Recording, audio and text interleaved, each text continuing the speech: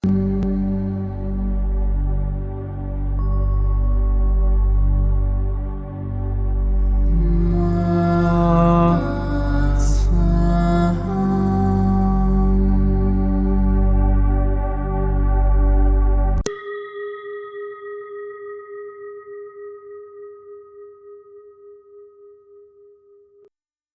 qui suit est la transcription d'un échange entre Mathias De Stefano, désigné ici comme moi, et son soi supérieur désigné comme je suis. Dans cette capsule, la voix féminine incarnera le moi, tandis que la voix masculine représentera le je suis. Cette conversation, intitulée Organisme, a été réalisée le 30 janvier 2020. Si j'ai pu observer quelque chose au cours de ce mois du Capricorne, c'est à quel point tout est parfaitement structuré dans l'univers. Même si cela semble chaotique, chaque pas que nous avons fait m'a montré l'importance des schémas, des structures, des modèles, et comment ceux-ci ne sont pas là pour nous limiter, mais pour nous soutenir et nous accompagner sur le chemin de la création. Sans limite, l'infini ne pourrait être expérimenté. Sans limite, il ne pourrait être observé. Sans reflet, il ne pourrait être compris. Sans structure, il ne pourrait être construit. Sans loi, il n'y aurait pas d'ordre. Sans schéma, il serait perdu. Sans fondement, il n'y a pas d'avenir. Sans modèle, il n'y aurait pas d'outils. Le sentiment de liberté ne vient donc pas du fait d'être libre des structures, mais de savoir les utiliser. La clé du Capricorne, à travers le temps et l'espace, au-delà de la constellation, est l'idée de constance. Étymologiquement, sa valeur est de parvenir à rester tous ensemble au même endroit. Con, tous ensemble. Stancia, qualité d'être à un endroit. Psychologiquement, la constance implique la capacité de maintenir une action ou un projet dans le temps. Cette qualité est propre au signe de terre, car elle fait référence au cycle dont les choses ont besoin pour se réaliser, en s'adaptant aux différentes circonstances. La constance implique la patience, le travail, la compréhension que toutes les choses pour exister ont besoin d'un processus et que celui-ci est éternel et cyclique. La constance est la qualité physique de l'univers manifesté, qui reflète la capacité de l'individu à s'adapter et à se réadapter, à évoluer, sachant que rien ne s'arrête jamais, que tout avance, et que même la mort n'est pas une véritable fin, lorsque l'on ose la transcender. Il est peut-être difficile d'observer l'univers à travers le prisme d'une programmation constante, mais la vérité est que c'est l'idée de planification qui a permis à l'univers d'exister. Oui, c'est ce que je ressens. Reconnaître que le cosmos lui-même n'est qu'une idée.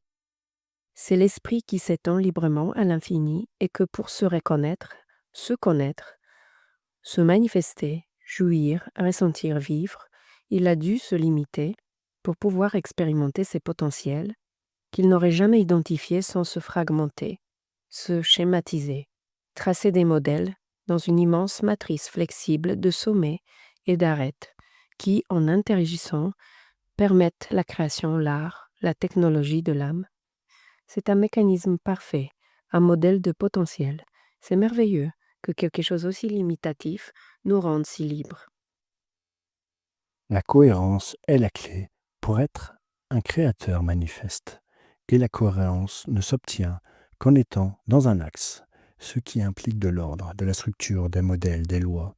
Et c'est seulement grâce à cela qu'elle trouve le cosmos et se permet d'être flexible en créant, en l'utilisant comme des instruments. C'est la clé de la praticité, les instruments. Pratique vient de praxis, qui signifie agir, accomplir une action qui vient du grec presen, porter, apporter. Il représente le corps et sa capacité à manipuler les modèles, à les porter et les apporter, créant une sorte de réseau actif qui, pour le dire de manière redondante, interagit. Et que manipule-t-il? Des instruments, des outils, des modèles. Un instrument est ce qui se trouve dans une structure qui vient de la même racine, struere, empiler. Si construire signifie empiler tout au même endroit, Le mot instrument fait référence à ce qui est empilé. Pense donc que pour qu'un atome existe, 3 particules, électrons, neutrons et protons, doivent être empilées. Ces particules étant les 3 instruments d'une construction appelée atome. Pour une molécule, les instruments seront des atomes. Pour un composé chimique, les molécules seront les instruments. Et pour un élément, les composés seront ces instruments. Ainsi, la vie est la construction des instruments que vous appelez éléments chimiques qui composent les cellules, lesquels deviendront les instruments des tissus vivants, formant des corps. Et dans un groupe, une famille, ses parents, ses enfants et ses grands-parents seront les instruments qui la composent, tout comme les individus sont les instruments d'une culture et d'une société. Les instruments sont les parties de l'expansion qui se regroupent pour découvrir les différents potentiels de l'univers. Et pour y parvenir, ils le font par affinité, par résonance, par vibration, par énergie, par échange de substances. Ils interagissent dans la praxis, l'expérience évolutive. Et comme vous le verrez, cette praxis n'aurait pas été possible si les éléments, les instruments, ne suivaient pas certaines règles, certaines lois, certains modèles, schémas, structures, planification. Je comprends. Il arrive souvent que, de notre point de vue humain, nous oublions que nous sommes composés d'un cosmos libre qui a décidé de se manifester. Nous avons du mal à comprendre que c'est l'expansion même de l'univers qui a généré le sentiment de limitation. Et nous considérons que pour trouver la liberté, il faut sortir à l'extérieur plutôt que d'aller à l'intérieur. Nous ignorons que les lois et les modèles sont des outils de liberté et non des oppresseurs carcéraux de la matrice. Lorsque vous comprenez cela, vous êtes libre. Quiconque lutte pour la liberté de son âme, en oubliant qu'elle est libre dans l'essence même de ce qu'il considère comme une prison, se battra contre des moulins avant créés uniquement dans la perception de son esprit limité. Cela signifie que la véritable liberté se trouve tellement à l'intérieur des limites que nous ne la trouvons jamais en essayant de nous en éloigner. Connais bien tes limites, reconnais tes modèles, retourne dans le passé, reconnais ton héritage, tes constructions ancestrales, les lois qui te régissent. Et lorsque tu les auras connues, souviens-toi que c'est toi-même qui les as générées pour rendre ton existence possible, pour être qui tu es aujourd'hui. Et là, tu découvriras que si tu veux être libre de qui tu es, tu n'as qu'à te souvenir d'une simple vérité. Tout ce qui te compose sont des instruments de ta conscience. Aujourd'hui, on m'a transmis un message de grand-mère Margarita, décédée il y a quelques jours, qui, je pense, résume bien cela. Elle a dit quelque chose comme « Ce n'est pas celui qui vit à travers les étoiles qui est libre, mais c'est lui qui utilise les étoiles pour vivre », faisant allusion à l'astrologie. Cela m'a beaucoup parlé, compte tenu de ce dont nous avons discuté ce mois-ci, car dans notre inconscience, nous laissons le monde extérieur nous utiliser comme des outils, alors que c'est à nous d'utiliser ce qui nous entoure comme instrument de notre liberté. Les étoiles sont là. Vous ne pouvez rien faire contre elles. Leur force gravitationnelle est beaucoup plus puissante. Elles sont composées de beaucoup plus d'atomes. Et leur poids entraîne et pousse la vôtre. Cependant, leur vent solaire peut vous brûler, vous pousser, vous entraîner vers la destruction. Ou vous pouvez utiliser des moulins et des panneaux pour générer de l'énergie grâce à leur puissance. Vous ne contrôlerez pas une étoile, mais vous pouvez l'utiliser comme un arbre qui, au lieu d'être consumé par la lumière, décide de s'en nourrir. Bien sûr, c'est logique. Le cosmos est un immense recueil d'instruments, et tous fonctionnent en réseau. Pour que le réseau fonctionne, pour qu'il y ait flexibilité et évolution, il est nécessaire de reconnaître chaque nœud comme un outil, un moyen, un instrument d'interaction, d'interconnexion. C'est ainsi que l'ensemble des instruments compose un organisme. Qu'est-ce qu'un organisme? C'est l'interaction et le mouvement incessant des instruments. Organe signifie littéralement instrument, outil, moyen de faire quelque chose. Le suffixe isme signifie mouvement, activité. Les humains ont l'habitude d'appeler la vie organisme biologique, c'est-à-dire des instruments qui interagissent en relation avec ce que l'on appelle la vie. Et dans ce concept, vous trouvez tous les règnes de la nature, virus, bactéries, champignons, algues, végétaux, insectes, animaux et humains. Les humains eux-mêmes appellent leur société organisme social et toutes les parties de leur corps organismes physiques. En réalité, les organismes peuvent être conceptuels, philosophiques, religieux, politiques, économiques, éducatifs, scientifiques, biologiques, naturels, culturels, stellaires, cosmiques, mentaux. Car un organisme décrit simplement différents agents qui interagissent sous la forme d'un réseau d'une manière justement organique. On pourrait dire que ce que l'on décrit souvent comme nous sommes les instruments de Dieu ou de l'univers est littéralement vrai. Cette phrase fait souvent du bruit, car elle est souvent interprétée comme signifiant que quelque chose me manipule, et c'est précisément ce qui me fait croire que je ne suis pas libre. Et savez-vous pourquoi? Parce que les humains vivent dans l'inconscience et l'incohérence. Qu'est-ce que cela signifie?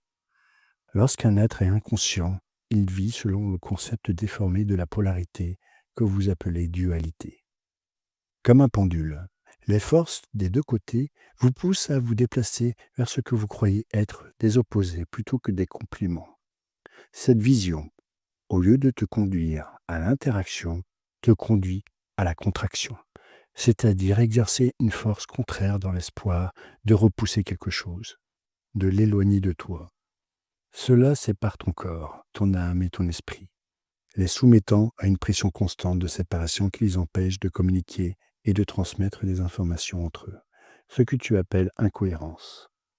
Et lorsqu'un être est inconscient et incohérent, il ne comprend pas la relation intrinsèque entre l'intérieur et l'extérieur. Il ne peut pas reconnaître les lois de l'univers qui régissent sa vie. Mentalité, correspondance, vibration, rythme, cause-effet, polarité et génération, et finit par créer ses propres lois pour pallier le manque de cohérence. C'est ainsi qu'un être humain commence à utiliser le monde, non pas comme un instrument organique, mais comme un outil de travail forcé, basé sur la domination, le contrôle, la manipulation et l'esclavage, cessant d'être organique. Et comment l'univers fait-il cela? L'univers est cohérent et conscient, c'est-à-dire qu'il se réfère à lui-même et interagit sans cesse, comme le font les cellules, les neurones, dans le système nerveux. Personne ne contrôle personne. Tout interagit en toute liberté. Et la raison pour laquelle cela se passe ainsi, c'est parce que chaque cellule, chaque petite partie de l'être, se réfère à elle-même et tire le meilleur d'elle-même. Dieu, l'univers, est un être unique fragmenté en millions de parties, qui s'utilise lui-même comme outil de connaissance de soi. L'erreur humaine consiste à croire que Dieu est quelqu'un d'extérieur, au-dessus, car elle considère que l'univers n'est rien d'autre que sa propre projection de lui-même. C'est lui qui manipule, voit l'univers comme un manipulateur. C'est vrai, celui qui aime voit l'univers comme de l'amour, celui qui rêve le voit comme un rêveur, celui qui fait de la musique le voit comme un musicien, le chimiste le voit comme de la chimie, le professeur le voit comme un maître, l'artiste le voit comme de l'art, celui qui ne croit pas le voit comme un vide, celui qui pense le voit comme un esprit, celui qui ressent le voit comme un cœur, celui qui agit le voit comme une action, tout comme celui qui ne croit qu'en ce qu'il voit, l'univers sera matière. Parce que chacun de nous est l'univers lui-même qui s'observe à travers ses propres yeux. C'est pourquoi nous sommes des instruments, non pas d'une conscience supérieure, mais de notre propre conscience élargie. Cette vision me fait sourire. Tu découvres donc que l'univers est un réseau organique d'instruments utilisés selon des lois qui régissent des systèmes, des structures dans le but de se comprendre, de se créer, de s'étendre, de se découvrir. Aucune histoire facile ne mérite d'être lue ou vue sur grand écran. Il s'agit toujours de découvrir, de dévoiler ce qui est caché, de voir les mystères. C'est pourquoi l'univers se complexifie, et ce à tel point que ce sont précisément les structures qui nous aident à ne pas nous perdre dans le mandala, dans le dessin cosmique. Un mandala est l'image parfaite pour comprendre cela. La beauté de l'expansion, la liberté. Comprendre la magie des fractales, c'est comprendre qu'elle existe grâce à des matrices, des modèles, des chemins, des sentiers, des structures, des systèmes. Tu es ton propre instrument, et en connaissant ton organisme, tu sauras de quoi tu es capable. Mon organisme biologique, émotionnel et mental. Mon organisme familial, culturel et social. Mon organisme planétaire, cosmique et divin. Nous sommes le mouvement instrumental de la conscience. Nous sommes des réseaux de rêves manifestés en action. Et c'est en apprenant constamment à les utiliser que tu deviens le créateur de ta propre création. Je suis l'instrument de ma propre divinité. J'utilise